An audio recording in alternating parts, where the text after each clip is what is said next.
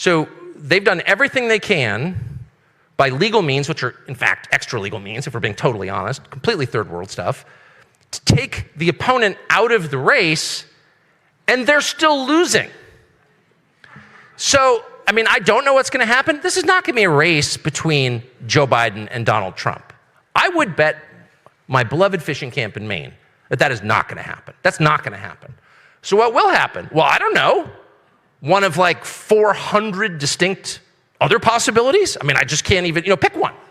By the way, if it's Gavin Newsom, we all should be very, very concerned. That guy's scary, and I mean it. I mean it, scary.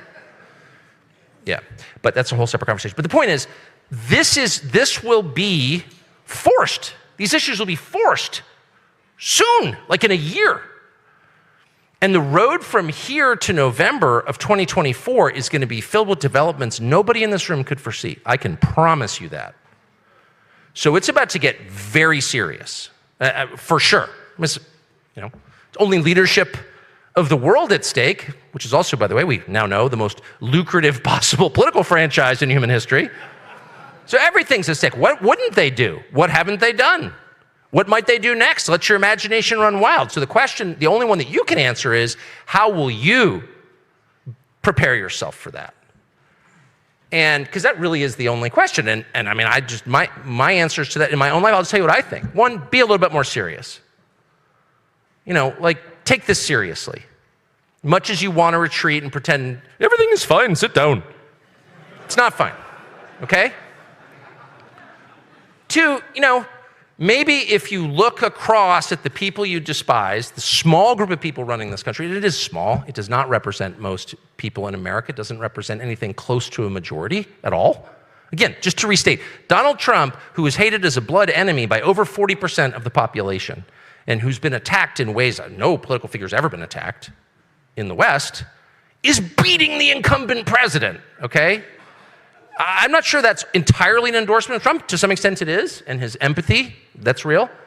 But it's also a sign of revulsion, deep dissatisfaction with what we're doing. So most people are not on board with this. But the people who are responsible for it are the most dishonest, the most ruthless, the most anti-human group I've ever dealt with. And I spent 35 years living in Washington. I don't even recognize these people and what they're doing. I really don't. It's so dark. They're doing things that can't even on an academic level conceivably help the United States or the population that lives here.